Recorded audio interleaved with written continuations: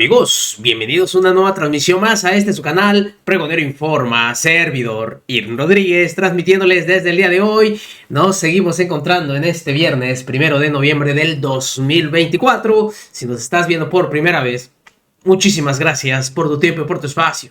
Solamente pido tu apoyo con la suscripción para que cada día podamos ser más en esta gran familia pregonera.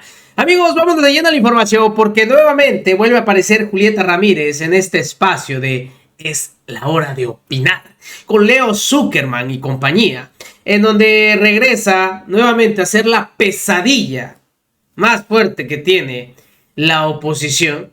Y digo oposición porque ahí está simplemente Damián Cepeda y pues Gibran Ramírez, que la verdad es,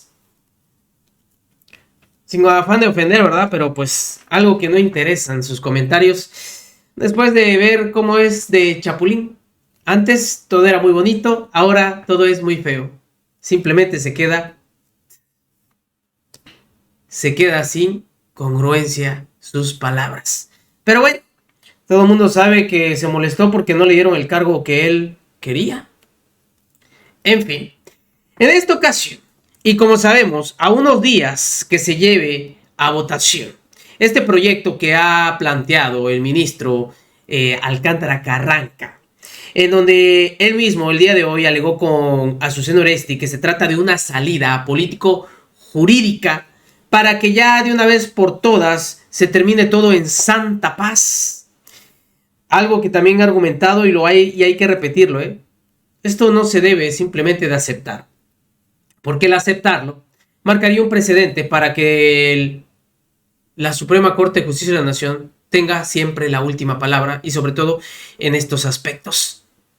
En eso yo creo que ya lo han estado pensando y por eso el día de ayer ya se publicó en el Diario Oficial de la Federación, como todos sabemos, la reforma de la supremacía constitucional, que pues, no bueno, ya vemos hasta dónde acabó con Alito Moreno y compañía. En esta ocasión, Julieta Ramírez nuevamente vuelve a dejar calladito a Damián Cepeda. Llevó, fíjense ustedes, este proyecto de Alcántara, casi 300 y fracción de hojas, y así se lo restregó y le volvió a acomodar todas las ideas a este panista. Escuchen ustedes. Proyecto de González Alcántara y luego vemos de si vale la pena aceptarlo o no aceptarlo. ¿Por qué? Julieta, ¿tú cómo viste este proyecto Pues mira, del ministro? me lo traje. Sí, me lo son traje. 366 páginas, Aquí ya está. lo leíste. Por lo Todavía que no he terminado, Sí, Son sí. 366 páginas de verborrea el De ministro. verborrea. Claro, porque, fíjate, tiene que hacer una argumentación tramposa, incluso soberbia, para justificar por qué ahora sí le tienen que meter mano a la Constitución, o porque ahora sí pueden. Fíjate, reconoce aquí el ministro que nunca antes se le había podido meter mano a una reforma a la Constitución o a la Constitución misma. Sí. También dice que impugnar reformas a la Constitución tendría que ser, sí, en casos excepcionales. O sea, él mismo lo admite. Luego, fíjate, aquí luego se pone sabroso, porque dice que no hubo violaciones al proceso legislativo, Sí, así en como las formas. muchos alegaron que no hubo. Bien, pero invalida la renovación del Poder Judicial, porque para él hay que basarnos en las garantías de permanencia en el cargo y estabilidad salarial de las y los juzgadores, a lo cual estoy totalmente en desacuerdo y es una ilegalidad. ¿Por qué? Porque las y los juzgadores no son trabajadores y no son titulares de derechos humanos, porque ellos son los que ostentan el poder judicial. Ellos no pueden ser como tal sujetos como poder de derechos humanos, sí como ciudadanos, más no como ostentantes o titulares del poder. Y también invalida las facultades del nuevo Tribunal de Disciplina Judicial. O sea, qué conveniente, algunas cosas las que no le gustan, dijo, no, pues aquí me las recortan. Y además argumenta que sí se puede revisar a través de una acción de inconstitucionalidad, que porque algunos párrafos de esta reforma son de carácter electoral y que por lo tanto, como son de carácter electoral, una acción de inconstitucionalidad tiene que ver cuando una norma se opone a la Constitución. Entonces lo que hace el ministro es decir, es que hay pedacitos de la Constitución que también son una norma general. Entonces la baja y dice, por eso sí puedo entrar a calificar. Pero partiendo de que nunca antes se había podido hacer esto, ni siquiera en la reforma energética de Peña Nieto, cuando nosotros no estuvimos de acuerdo, nos permitieron que se le metiera mano. ¿Por qué ahora sí? porque viola sus intereses, simplemente. Por cierto, sí declara constitucional la remoción y la elección de los ministros de la Corte y de los magistrados del Tribunal Electoral. Eso sí. Unos sí y unos no. Exacto. Dice, unos sí Por eso con yo creo elección y que otros es no. más bien lo que está poniendo en la mesa, en mi opinión, el ministro, es una salida política más que jurídica. Jurídica, pues como que hace malabares ahí para tratar de justificarlo. Pero, en fin, ¿cómo has visto este proyecto de González Alcántara? Muy interesante. A ver, yo me quiero ir al fondo, ¿no? Porque suelen quedarse como en temas genéricos y que el pasado y que no sé qué. A ver, al fondo del asunto. La pregunta que está en la mesa es, ¿el poder debe de tener límites, sí o no? Yo creo que sí, aunque sea el poder reformador constituyente, y el proyecto del ministro coincide.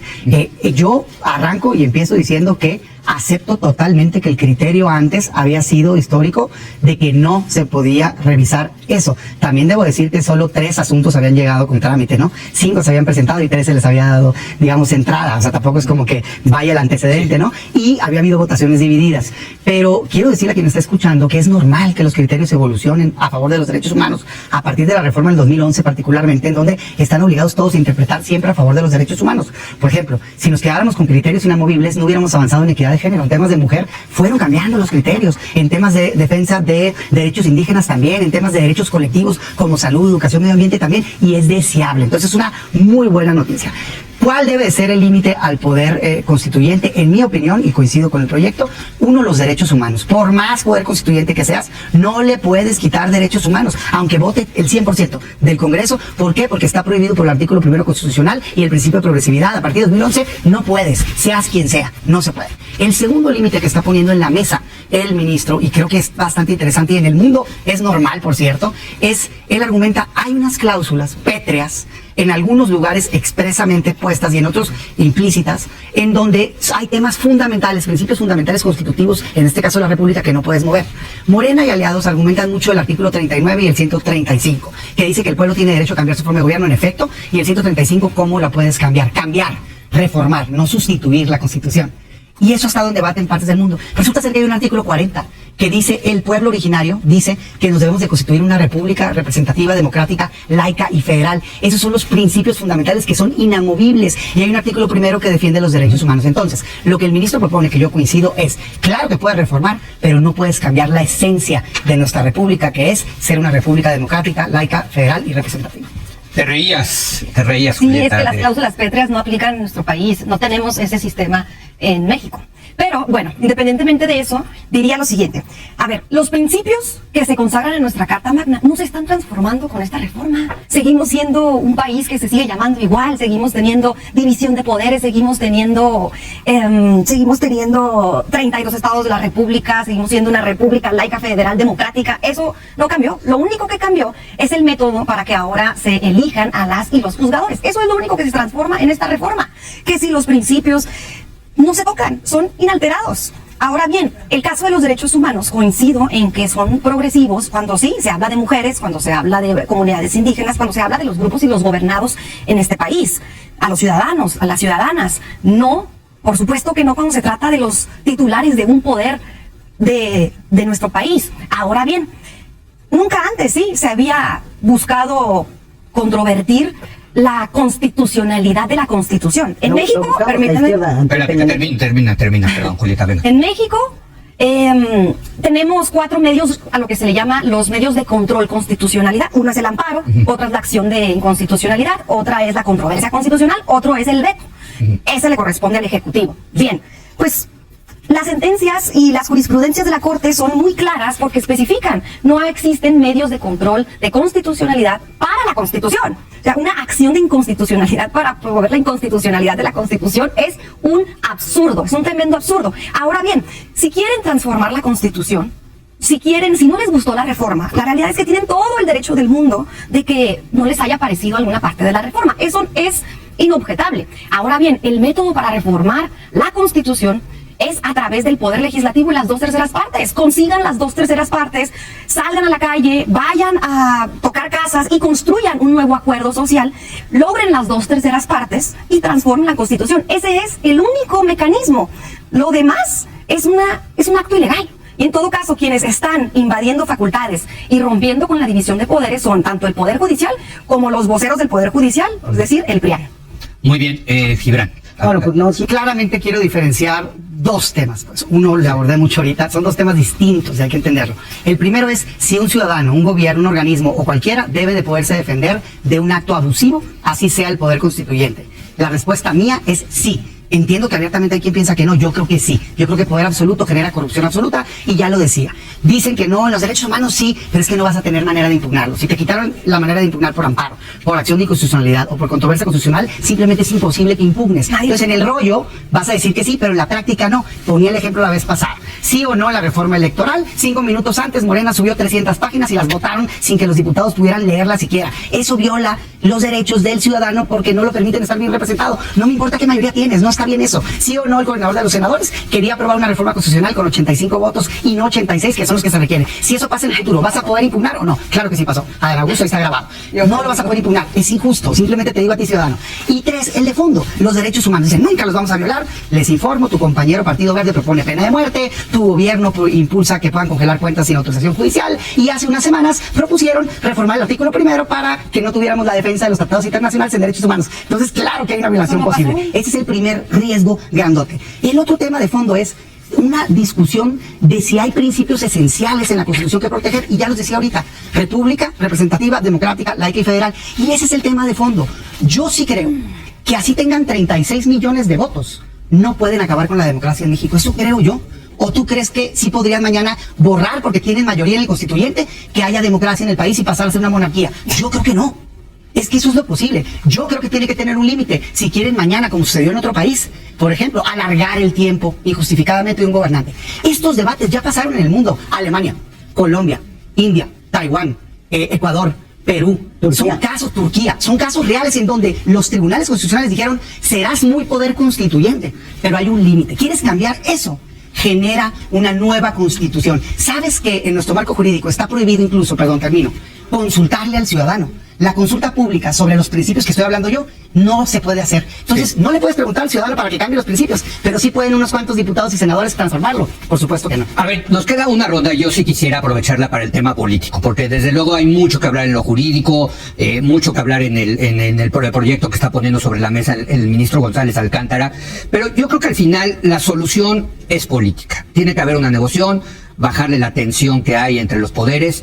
Y en mi, como yo lo veo, Julieta, es que el ministro González Alcántara está dando una solución política, diciendo, ok, declaramos esto inconstitucional, pero declaramos esta otra parte constitucional. Ustedes, la mayoría de Morena, se llevan grandes triunfos con eso, y además nos ahorramos este dolor de cabeza, de muelas, por decirlo menos, que va a ser la elección de jueces y federales y locales.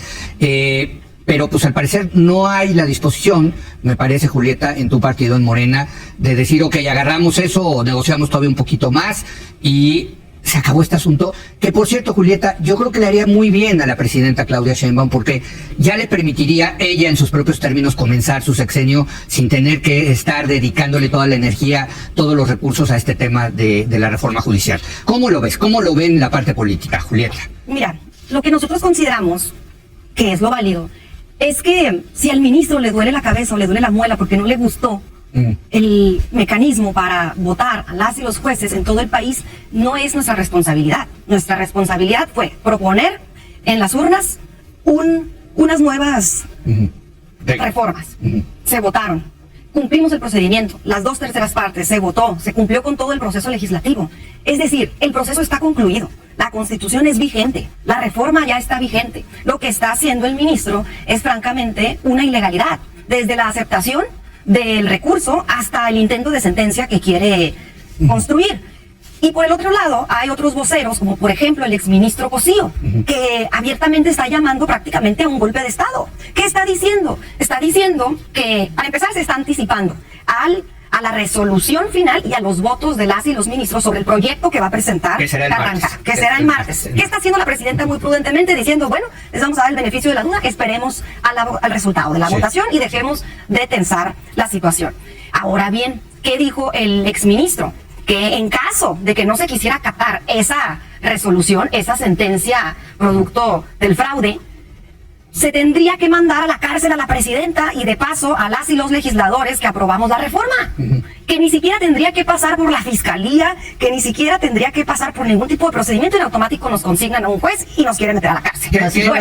No va a ocurrir, no va a ocurrir. O sea, aquí el tema es que si efectivamente esa es la sentencia, y perdón, te quito 10 segundos, si esa es la sentencia, se logran los 8 votos, y esa es la sentencia, y el Ejecutivo y el Legislativo desacatan, no creo que vaya a haber estas consecuencias, pero es un tema de una imagen poderosísima de dos poderes de la Unión desacatando la sentencia de otro poder de la Unión. Ese sí es un choque de poderes. Y creo que eso es lo que habría que evitar, ¿no? Es lo que habría que evitar, por supuesto, y es lo que también está buscando el Poder Judicial, refrendando este tipo de sentencias fraudulentas, que se terminan convirtiendo en letra muerta por el nivel de deslegitimación que ya tiene la Corte en este momento. Es que también dimensionemos la otra parte.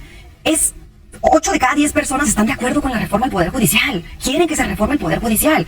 Y todavía la Corte, haciendo este tipo de mañas, lo que reflejan al exterior es una pérdida de moral impresionante. Y déjame decirles que el hecho de que el PRIAN sean sus voceros tampoco les ayuda al exterior para efectos de conseguir un poquito de simpatía. Si la gente confiara tantito más en los partidos de oposición, a nivel de que pudieran tener un respaldo popular serio, tanto la Corte como los partidos, estuviéramos a lo mejor en un problema muy serio, pero por fortuna, bendito pueblo, le da todo el respaldo a este proyecto, a esta reforma, y la considera plenamente legal. Me parece muy interesante lo que dice Julieta, porque al final del día lo que dice es, puede venir este desacato, pero nosotros tenemos el apoyo popular, ¿no? No me refiero a eso, porque no es planteamiento de ningún tipo de amenaza, para nada. Lo que estoy planteando es, está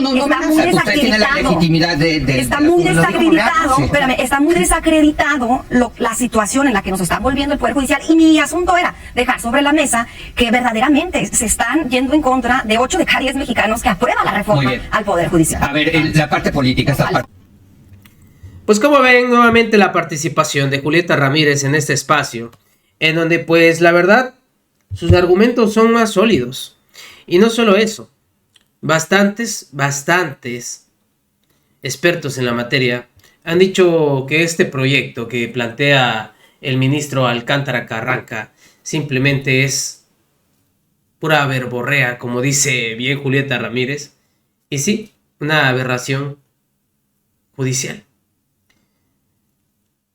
En muchos aspectos, el señor, la verdad, queda en ridículo, diciendo que sí, pero no. Que sí, pero no, quitando lo que no le gusta y poniendo lo que sí le gusta. En fin.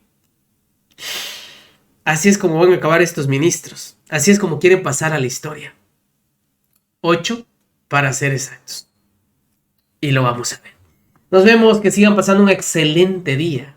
Que sigan pasando un bonito día en compañía de sus seres queridos. Estamos en estos días de muertos. Recuerden, la información está ahí. Y depende de todos nosotros el pregonarla. Nos vemos en una siguiente emisión.